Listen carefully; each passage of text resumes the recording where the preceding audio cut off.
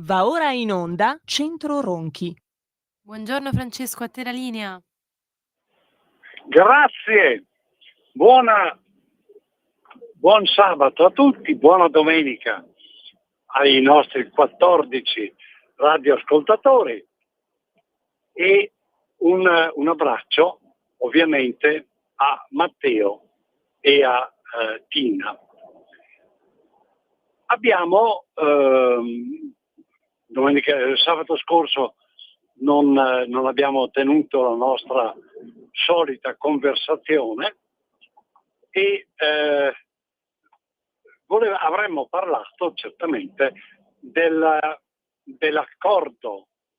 accordi raggiunti in Palestina, nella cosiddetta Terra Santa, fra le varie componenti, accordi raggiunti fra le componenti politiche e belligeranti che lì stanno scontrandosi, fronteggiandosi in una situazione bellica che è drammatica, come è drammatica, anche peggio, molto peggio, in Ucraina e specialmente nelle aree che sono state occupate dagli eserciti della Federazione Russa, dove risiedono minoranze ucraine.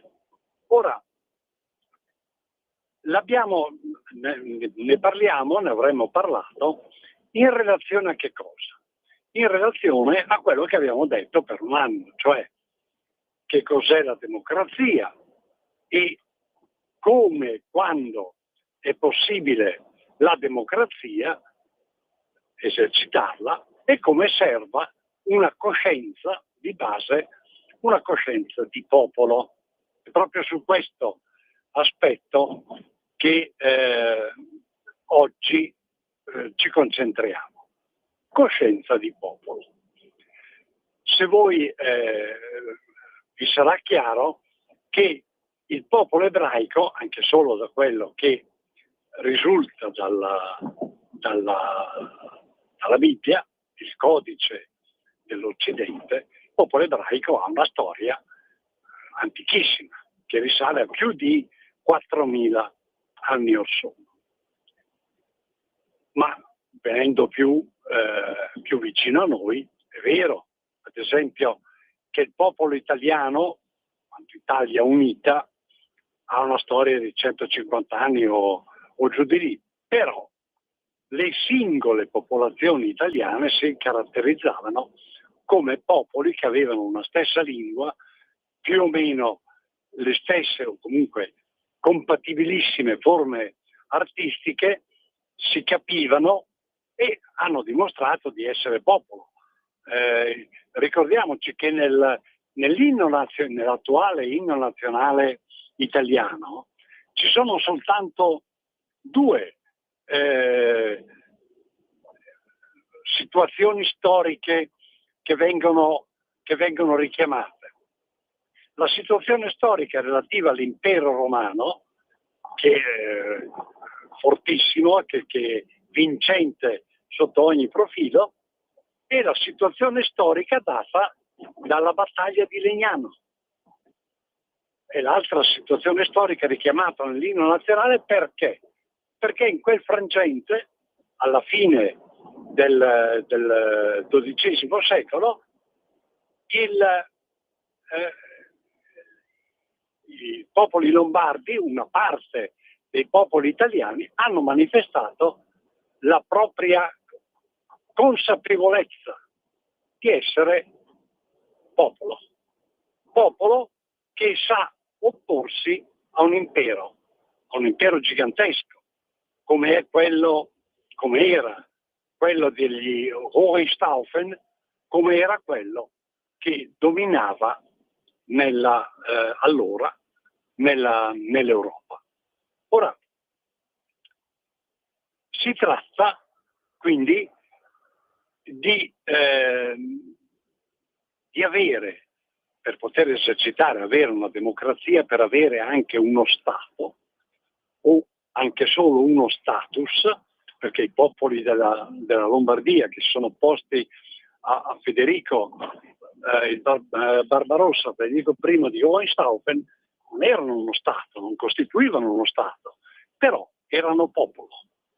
Ora, perché ciò possa avvenire, occorre avere quindi una coscienza, una consapevolezza di popolo, cioè di essere sostanzialmente, di aderire a principi, a valori, a scopi che sono o comuni o compatibili, altrimenti non si ha popolo, non si ha Stato e nemmeno si riesce ad avere una democrazia, meno che meno, se ne parla neanche. La follia del desiderio, specialmente americano, di esportare la democrazia è proprio tale, cioè se non ci sono, là dove non ci sono i presupposti, e anche presupposti di uno Stato, i presupposti dell'esistenza di un popolo, di una coscienza di un popolo, non possono neanche esserci i presupposti per una democrazia. Questo come principio, come punto di vista generale. Ora, veniamo alla casistica che si pone in riguardo del popolo palestinese e del popolo palestinese. I palestinesi, perché questo non viene detto, non sono per la verità i discendenti degli antichi occupanti o abitanti della Palestina. Non lo sono affatto. I palestinesi attuali sono arabi che appartenevano, discendenti degli arabi che appartenevano all'impero ottomano, agli ottomani. Quindi, in particolare nella striscia di Gaza, abbiamo soprattutto egiziani, dall'altra parte, nella Cisgiordania, abbiamo giordani, abbiamo siriani di quella provenienza. Di popolo, coscienza di popolo palestinese non si può sostanzialmente parlare, proprio perché non è un popolo palestinese, è un popolo arabo. Non si può parlare se non cominciare a partire da dopo la fine della Prima Guerra Mondiale, nel 1920 più o meno, quando, essendo stato sconfitto l'impero ottomano, gli sceicchi potenti, i funzionari, grandi funzionari dell'impero stesso, insediati in Palestina, e ripeto, nella striscia di Gaza prevalentemente erano egiziani, sunniti, musulmani sunniti, si rendono conto che non ricoprendo più quelle funzioni che prima erano loro attribuite dall'impero ottomano, ed essendo stata attribuita la gestione di quelle aree all'impero britannico, il problema era quello di essere proprietari, potenti, latifondisti in un territorio che non apparteneva più ai popoli che in precedenza avevano anche il potere politico. Cambia il potere. E a questo punto questi arabi che vivono in quelle aree cominciano a far presente che il problema degli arabi residenti in Palestina, abitanti della Palestina, è un problema diverso da quello di tutti gli altri arabi, cioè è qualcosa di particolare. Perché è qualcosa di particolare? Perché dopo la fine della Prima Guerra Mondiale, sono tutte cose che basta leggere i libri di storia, quelle cose qui si sanno, però non vengono dette. Dopo la fine della prima guerra mondiale, l'impero britannico, che ha speso moltissimo per finanziare la guerra, l'impero britannico ha bisogno di soldi. E dove va a cercare i soldi? Li cerca gli ebrei. In particolare il grande autore dei finanziamenti è Rothschild, il barone Rothschild. Perché hanno bisogno di soldi da un lato e dall'altro lato già a partire dalla seconda metà dell'Ottocento, del secolo XIX, gli ebrei, sotto la spinta sempre più marcata e alla fine dell'Ottocento definita sionismo, facente capo al giornalista Herzl, austro-ungherese, gli ebrei, che sono oppressi, sono combattuti, sono osteggiati in Europa, in particolare dal centro Europa, dove c'è l'impero russo, lo zar, tendono a fuggire in Israele, e il sionismo, che nasce alla fine dell'Ottocento, propaganda l'idea che gli ebrei, dovendo sfuggire alle persecuzioni in Europa, devono ritrovare una loro nazione, non soltanto essere un popolo, avere quindi anche un territorio su cui insediarsi. Quindi, fine della prima guerra mondiale, 1920, trattato di Versailles, arriva Rothschild coi soldi, finanzia l'impero britannico e i britannici, con la dichiarazione Balfour, dichiarano che in effetti agli ebrei spetta il diritto di insediare un focolare ebraico in Palestina. Quindi la reazione a questo punto degli arabi, là insediati con un impero ottomano arabo che non c'è più, è quella di sentirsi minacciati, come è ovvio. Però quei soldi, i soldi del barone Rothschild, non servono soltanto per pagare l'impero britannico e convincerlo a rilasciare la dichiarazione tale per cui agli ebrei viene attribuita una parvenza di diritto a insediarsi in Palestina. Ma pagano anche coloro che vanno, finanziano anche coloro che vanno in Palestina, i quali cosa fanno? Comprano i terreni dagli sceicchi arabi, comprano i terreni, li acquisiscono e dopo aver acquisito i terreni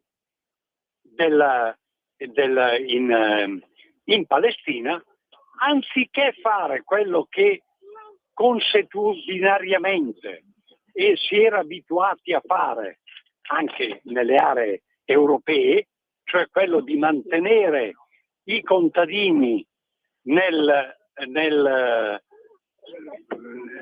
fattorie, sui luoghi di coltivazione, che cosa avviene?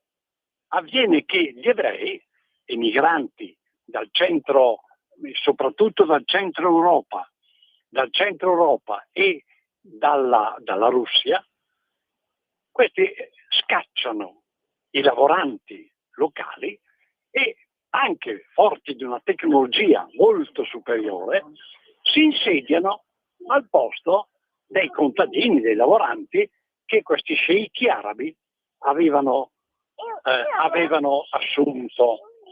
Ora, il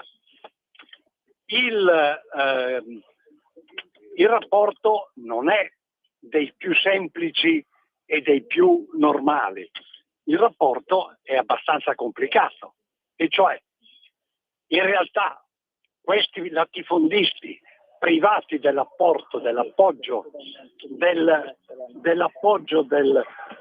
potere ottomano.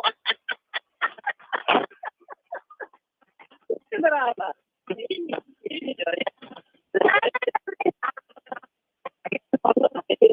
Francesco, mi senti? E tu parli nella radio, ti senti? Per la tua pubblicità visita il sito radiolibertà.net. Un nuovo modo per sostenere la tua radio. Visita radiolibertà.net. Ti basta un click e potrai versare il tuo contributo volontario direttamente online. Potrai donare con ogni tipo di carta di credito, anche prepagata. Ti aspettiamo online Su radiolibertà.net. Sostieni la tua radio con il tuo contributo volontario. Radio Libertà. La tua radio. Diamo voce alla nostra gente.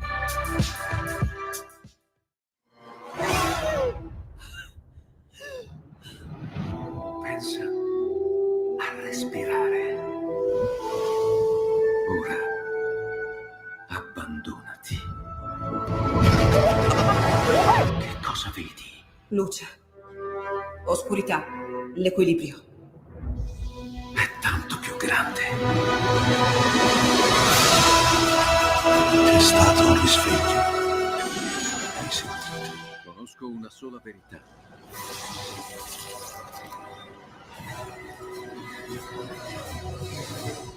Movie Time ti fa entrare nel vivo del cinema. Di nuovo a te la linea. Grazie, scusate, come sempre con questa radio molto libera e molto particolare si possono avere anche influenze, interferenze. Ora, dicevo, la proprietà dei fondi era di questi questi potentati ottomani arabi, i quali coltivavano alla loro maniera quelle aree, quelle zone. Ora, nel momento in cui l'impero ottomano viene meno e l'amministrazione passa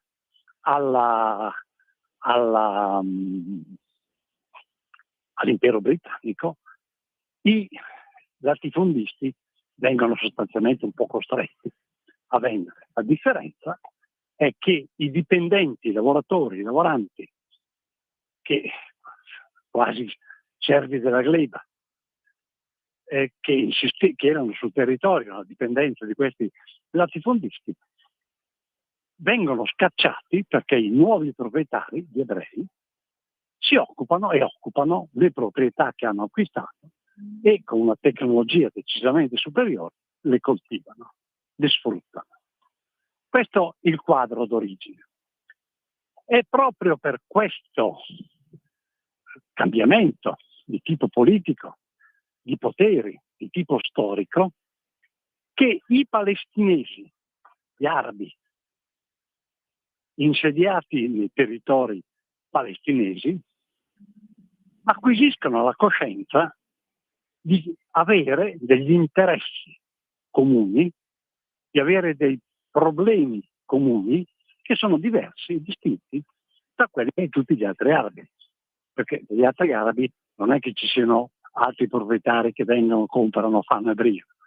Il barone Rothschild ha finanziato soltanto le spese dell'impero britannico per la prima guerra mondiale e gli acquisti dei terreni da parte degli ebrei provenienti dal centro Europa e soprattutto quindi Ucraina, Polonia, Ashkenaziti in genere e dalla Russia. Ora, quindi acquisiscono la coscienza di avere dei problemi, degli interessi comuni.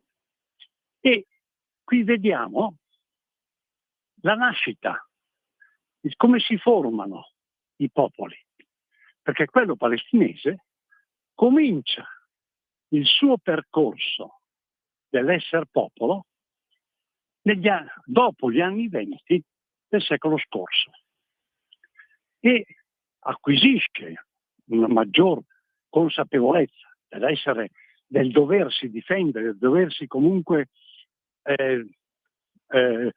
di avere degli interessi comuni forti, tali da poter creare uno Stato, dopo la fine della Seconda Guerra Mondiale, quando l'ONU dichiara sostanzialmente l'esistenza in Palestina di due Stati, uno ebraico e uno arabo, che sono arabi discendenti derivanti dall'impero ottomano sconfitto.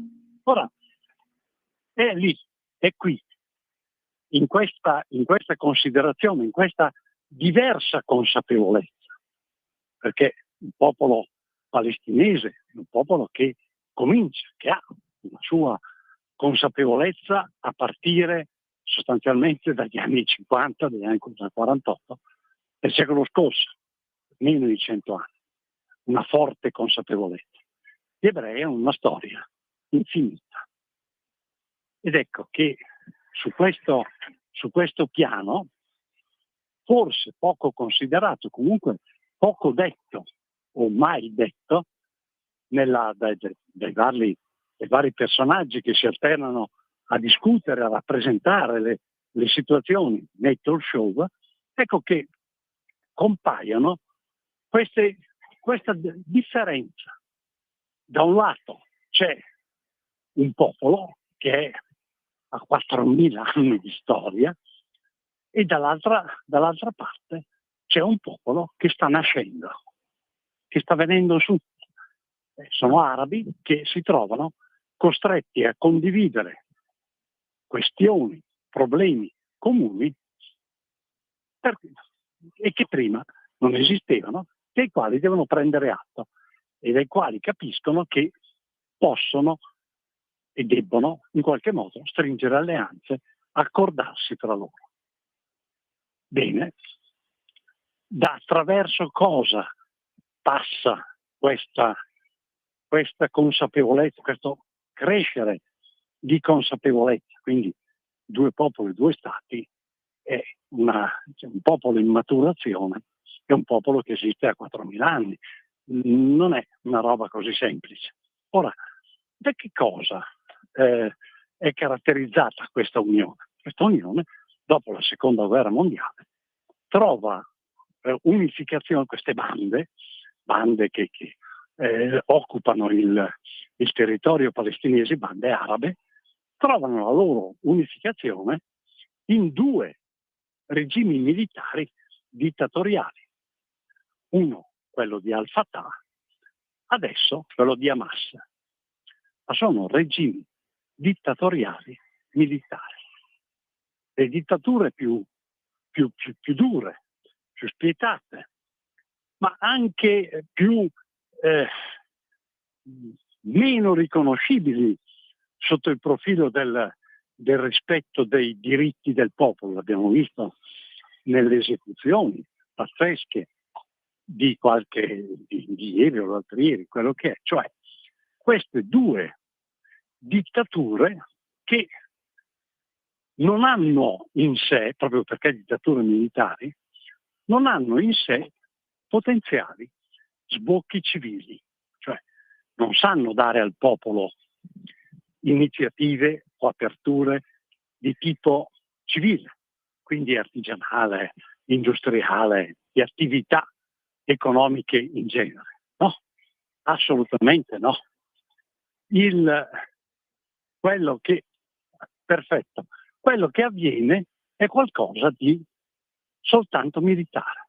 C'è un'industria, impiantano in Palestina un'industria della guerriglia che spaventa il mondo. E da lì sabato procederemo per capire come si forma un popolo, come sono formati i popoli, Lega Lombarda, il richiamo a Legnano nell'inno nazionale, come in questo caso il formarsi di un popolo è molto diverso e molto più travagliato, e come quindi la storia della flottiglia lasci parecchio a desiderare, per non dire altro. Io vi saluto, vi abbraccio tutti quanti, 14 radioascoltatori. Addio piacendo. Ci sentiremo sabato prossimo. Un abbraccio a Tina. Un abbraccio grande a Matteo. Ronchi.